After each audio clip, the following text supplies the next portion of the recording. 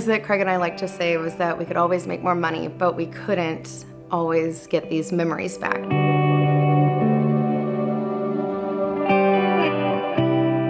I'm Nikki Masseri Jackson, and I've been attending 121 Community Church since I was 15 years old, so 20 years now.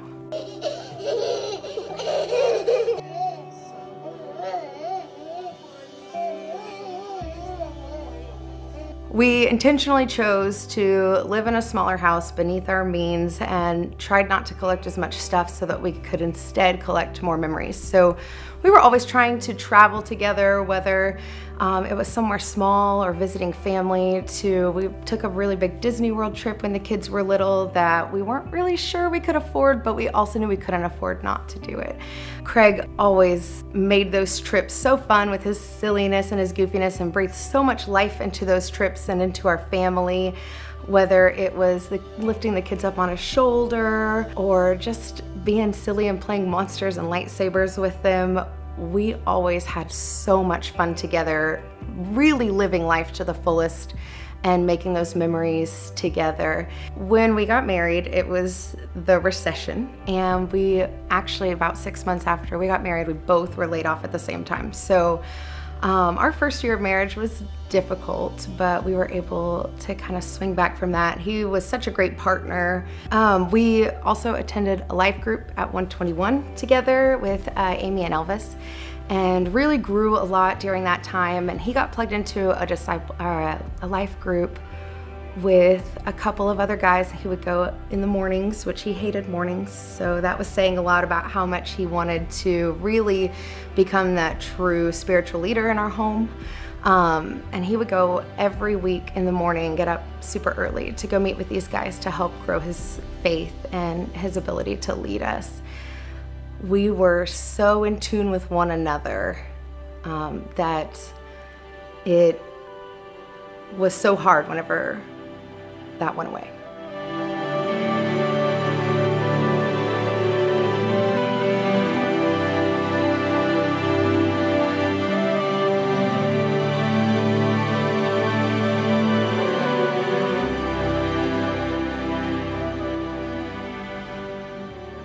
Wednesday, July 1st, in the morning, Craig was in a car accident on his way to work at his new job that he just loved and was thriving at.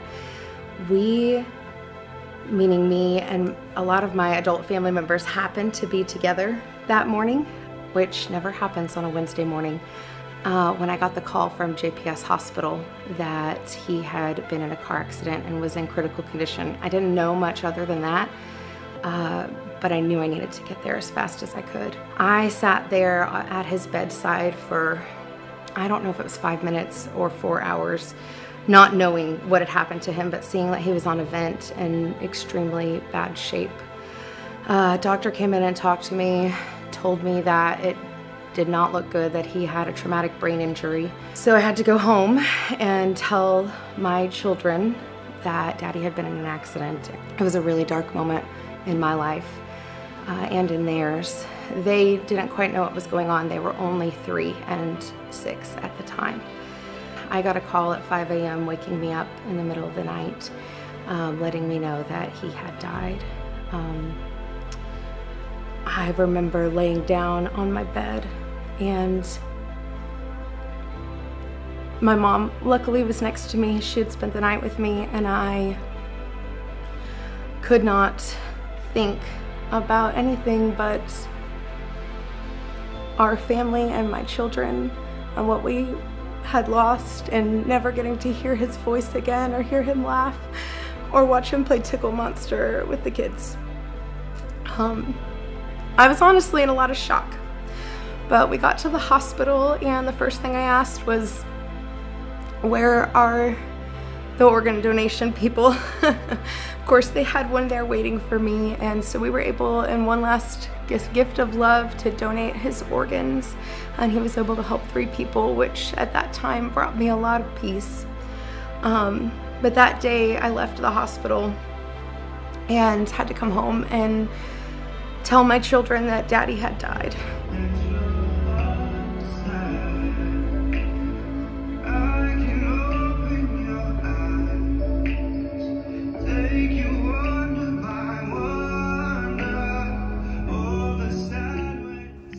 sitting on the couch telling the kids that Daddy was not coming home. They actually never even got to see him. From their perspective, he left for work one day and didn't come home again. Oh, sorry.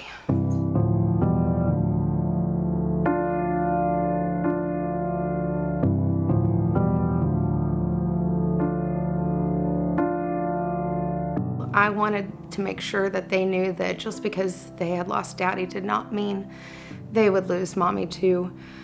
And I think that having the children really helped me with surviving those first weeks and months after his death. I was so worried about everything, from a few Google statistics about fatherless children to our finances. I was an entrepreneur still, but I no longer had a husband to not only support me and be my cheerleader, but also to provide that stable income for our family. I didn't know how I was going to provide for our family and step into that role that he had been in. So as the first few months of grief passed by and the shock began to wear off, new emotions set in, especially a deep loneliness where my everyday had changed so drastically in every area of my life, to be honest. So the children would go to bed, and normally Craig and I would do something together. I was alone, and it was extremely hard. Those nights especially, where the kids kept me busy during the day, the nights were very difficult. But not only was I alone at night, I was alone in everything. I was alone in parenting my children, deciding everything for them, first, whether it was the activities that they did, or how to handle a situation at school, or even just the everyday discipline. I didn't have anyone else to consult with. I didn't have anyone else to help make sure I was making the right call, and there was so much pressure there. I also felt so pressured to make sure that they were able to continue doing the things that they were doing before Craig died, and I needed to be able to afford those kinds of things, and I wasn't sure how I was going to do that and to continue to provide for them and give them the life that they had experienced. They had already lost so much. I didn't want them losing even more. I wanted them to stay in our home. I wanted to make sure that they knew that their lives could keep moving forward in the same way that Daddy had provided for them. I remember about 3 months after Craig died, I went to a widow's retreat, and I woke up in the middle of the night, kind of like when you wake up with a song stuck in your head, but I had a phrase stuck in my head, and I know God had given me that phrase, and it was, God is good even when ... And for me, the even when is God is good even when my husband dies, even when those thousands of prayers we got across the world weren't answered the way I wanted them to be. He is good, even when. And I've clung to that ever since then.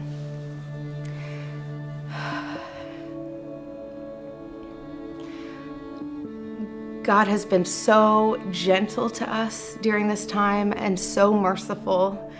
When I look back now on even the weeks leading up to Craig's death, I see how he was preparing us for this. He made it impossible to be angry at him because he was so in it with us the whole time. Craig's last 6 weeks, if he could have designed his last 6 weeks, that was what it was. From the big things like being furloughed at work to be able to spend more time with us as a family, to the little things like my mom making his favorite apple pie for Father's Day and him eating every single slice over the course of a week. Those things brought me comfort, and I knew God gave them to us because he knew that they would.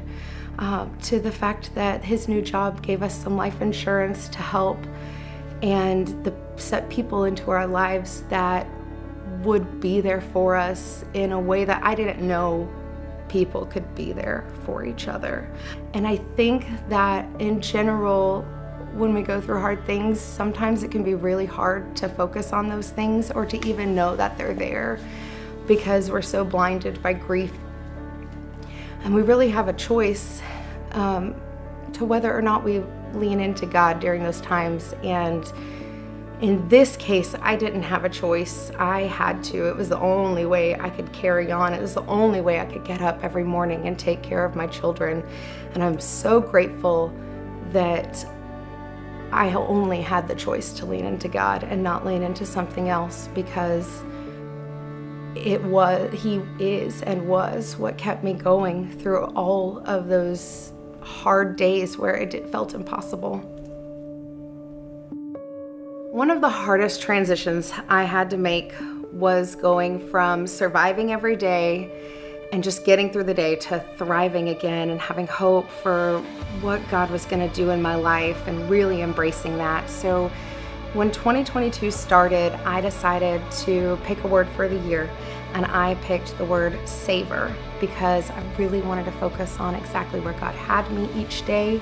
I wanted to enjoy my kids' childhood again because I had lost so much of that, where I just was not enjoying them the way that a parent should be. And so in picking the word savor, I felt like God was allowing me to be exactly where I was, present in His presence, and hopeful for what else He could do in my life. When I look back and think about God's faithfulness, it's really incredible to see how He was there and planning things for my future right from the start. I started attending Grief Share at Church at the Cross shortly after Craig died, within a month. And I met a woman there who became one of my closest friends. And I remember specifically one evening praying in Grief Share that God would redeem our situation. And I didn't know what that would look like. I didn't know if that was going to be some amazing service project, or if the kids would just grow up to do incredible things, or if maybe He would give us another man in our lives to love us and guide us. It could be none of those things, it could be all of those things, but I trusted that He would redeem us.